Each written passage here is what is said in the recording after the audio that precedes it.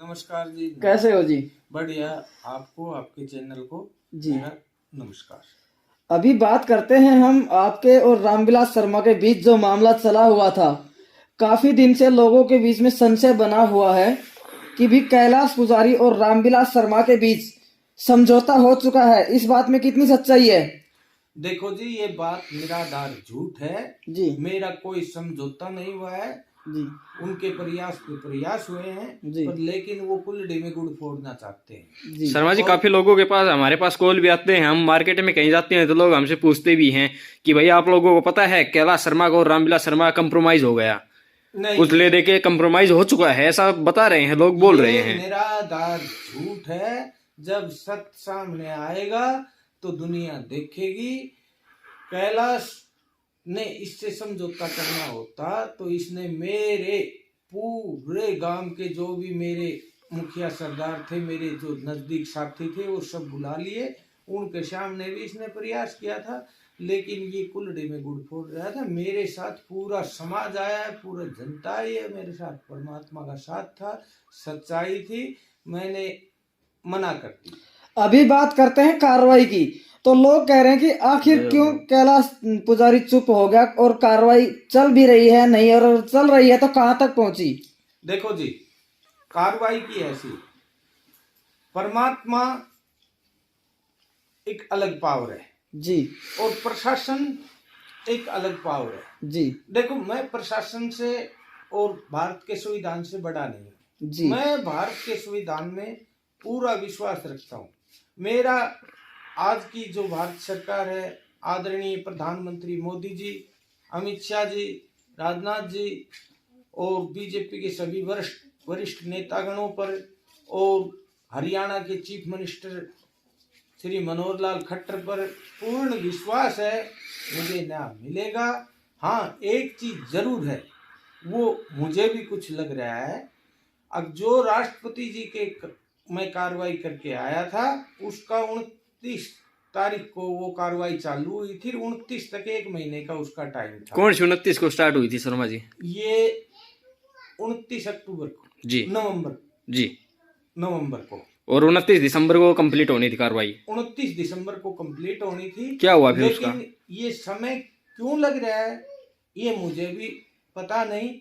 अगुवाई इसने किसी से विनती करके ये चीज दबवा रखी है, कैसे दबवा रखी है, लेकिन पाप कभी दबते नहीं। फिर आपके आगे क्या कार्रवाई चली हुई है उसे को लेकर, जो राष्ट्रपति मैं की तरफ से कुछ आना था? अभी हरियाणा सरकार और राष्ट्रपति जी के कार्रवाई का पूरा इंतजार कर रहा हूं। अगर 1 वीक के अंदर अंदर इस पे कार्रवाई नहीं हुई तो मैं राष्ट्रपति महोदय के भी दोबारा आरटीआई लगाकर वो गुहार लगाऊंगा और सीएम साहब के भी आरटीआई लगा के गुहार लगाऊंगा। इंतजार आप ही नहीं, जनता भी कर रही है कि भाई आखिर इस मामले का पर्दाफाश कब होगा। कहीं ना कहीं कैलाश पुजारी की जो शैली है उस पर भी सवाल उठ रहे हैं, तो इसको लेकर के क्या कहेंगे? देखो जी, कैलाश पुजारी के हाथ में जो था, सच्चाई बताना था, गांव गांव जाना था, राष्ट्रपति महोदय के अपील करना था जी, वो मैंने कर दिया। वहां से मेरे को बढ़िया आश्वासन मिला, बढ़िया कार्रवाई चल रही है। पर पता नहीं अब ये क्यों डिले हो रहा है, इसका मैं 1 सप्ताह और इंतजार करूंगा, नहीं मैंने पुनः इस पे कार्रवाई करनी है। क्या आपको नहीं लगता कि इस केस में ढिलाई, जो आज का जो चुनावी माहौल बना हुआ है, रिसेंटली अभी जो इलेक्शंस होने हैं उनके चलते कहीं ना कहीं बीजेपी पार्टी की छवि खराब ना हो जाए, इस वजह से रामविलास शर्मा इस कार्रवाई में रोड़ा अटका रहे हैं? देखो जी, ये पार्टियों का और इलेक्शन का मुद्दा नहीं है, ये मेरा और रामविलास का इंडिविजुअल मुद्दा है जी। इसमें भी पार्टी क्या सोचती है वो तो पार्टी जाने जी। मैं पार्टी पे मैं पार्टी का कल भी सिपाही था, आज भी सिपाही हूँ और आगे भी पार्टी का सिपाही रहूंगा। वो तो पार्टी जाने भाई, ये क्या मुद्दा बनेगा, कैसे बनेगा, क्यों इसको दबा रखा है, कैसे कर रखा है, वो तो पार्टी जाने, लेकिन ये तो हमारा इंडिविजुअल मुद्दा है। आज भी इस पार्टी में आपकी इतनी इच्छा है, इतनी आस्था है, जबकि इसी पार्टी के एक कद्दावर नेता ने आपको दर दर की ठोकरें खाने पर मजबूर कर दिया, तो फिर भी आपकी इस पार्टी में अभी तक इतनी प्रबल आस्था क्यों है? देखो जी, ये पार्टी देश हित के लिए है जी और देश हित में बड़े बड़े इन्होंने काम किए हैं जी और इनका सबको साथ लेके चलने का जो ये सब में आस विश्वास वाला जो मुद्दा है ये जी। बिल्कुल सही है। जी। और देखो जी, बाजरे के सिट्टे में भी कौवा हो जाता है। जी कोई एक आदमी किसी के साथ वो कर दे तो वो सारी पार्टी थोड़ी होती है। जी वो तो उसने मेरे साथ विश्वासघात किया है, जी उसमें पार्टी भी, प्रशासन भी और देश का संविधान भी मेरी सब सपोर्ट करेंगे। अभी बात कर लेते हैं कि रणधीर पहलवान को लेकर भी कुछ इनपुट सामने आ रहे हैं, तो क्या खिचड़ी पक रही है आपके और रणधीर पहलवान और कैलाश शर्मा के बीच, सॉरी रामविलास शर्मा के बीच में? देखो जी, रणधीर पहलवान ने जी बहुत बड़ा पाप तो ये किया कि उसने झूठ बोला। जी अगर भाई मेरे सामने या मेरे लड़के के सामने 10 पैसे भी नहीं दिए, जी उनके ये सबूत हैं, उसके लड़के के रजिस्टर की ये कॉपियां हैं जी और उसमें इन्होंने ये झूठी कलम लिख के इसमें भी दर्शा रखा है। अगर भाई कैलाश ने रामविलास के पास जा रहा था जी तब ये पैसे रामविलास के खर्चे के लिए लिए। तो रणधीर सिंह ने अपनी छवि खराब कर ली। रणधीर सिंह का चेहरा जनता के सामने आ गया और उसके रिश्तेदारों के भी सामने आ गया। कल उसके रिश्तेदार ने भी एक उसके खिलाफ बाइट जी दी है जी और रणधीर सिंह ने ये सफेद झूठ बोले थे, जी इसका ये खामियाजा भुगतेगा, समाज इसको माफ नहीं करेगा।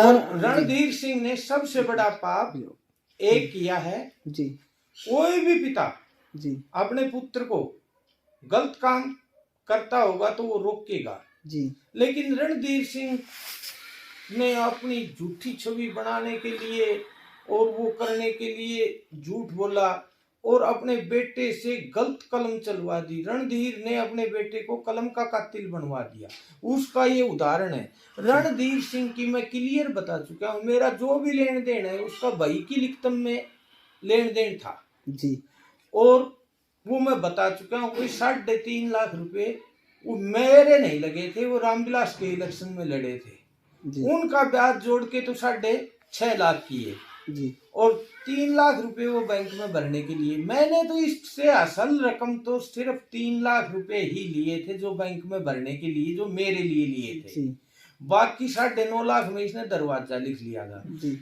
लेकिन विनाश काले विपरीत बुद्धि, रणधीर और रणधीर सिंह के लड़के का ये झूठ का पलुंदा मैं पूरी जनता के सामने और राष्ट्रपति की जो कार्रवाई है उसमें मैंने रणधीर का नाम ले रखा है, वहां इसकी विस्तार से वो करके और इसके खिलाफ मैं कोर्ट में भी कार्रवाई करूंगा। रणधीर ने एक तो 9.5 लाख रुपए में तो मेरा दरवाजा कर लिया जी और फिर वो दरवाजे वाले पैसे उनका 7,60,60,60 की एक कलम और करवा ली जी और उसके लड़के ने ये मेरे पास रजिस्टर की कॉपियां भेजी हैं। क्या है शर्मा जी? है इसमें ये उसने ये बोल रखा है, उसकी फोन में मेरे में रिकॉर्डिंग है जी और उसने ये बोल रखा है कि हम तेरी तरह पागल नहीं है, ये देखो तुम्हारी ये कलम और हैं हमारे रजिस्टर में, खुद की वही काको लिखनी है, खुद लिखनी है और इनमें ये भी लिख रखा है अगर रामविलास के पास गया जब ये पैसे लिए थे हैं और उसका बाप ये कह रहा था अगर भाई हम हमारे सामने 5 पैसे भी नहीं दिए, ये उनके लिखित के प्रूफ हैं, प्रूफ ये दुनिया को दिखाऊंगा मैं और कोर्ट में लगाऊंगा। रणधीर झूठा भी और कलम का कातिल भी। अगर रणधीर के अंदर 1 सेकंड की भी इंसानियत हो तो वो गांव के बीच में आए और मैं आऊंगा और वो अपनी भाई लाए और वो अपने रजिस्टर लाए और क्या तो गऊ का पूछ वो पकड़ेगा, मंदिर में वो चढ़ेगा, क्या मैं पकड़ूंगा, मैं चढ़ूंगा। रणधीर हर तरह से जो इसके पास ये प्रॉपर्टी है, जो ये झूठी शान है, इसका अब खुलासा हो चुका है कि ये सब नकली काम करके हैं, ये साथियों के साथ विश्वासघात करता है और इसको परमात्मा और समाज दंड जरूर देगा। जिसका ये प्रमाण है। और उसके लड़के की एक तो धमकी की रिकॉर्डिंग है मेरे पास, जी और उसके लड़के ने ये कह रखा है, ये व्हाट्सएप भेजे थे मेरे पास, जी मेरी ये कलम हो रहे हैं, जबकि उसका खुद का ही रजिस्टर है और खुद वो लिखणिया है। ये सब तथ्यहीन बात है, पर आदमी की असली औकात का पता लगता है।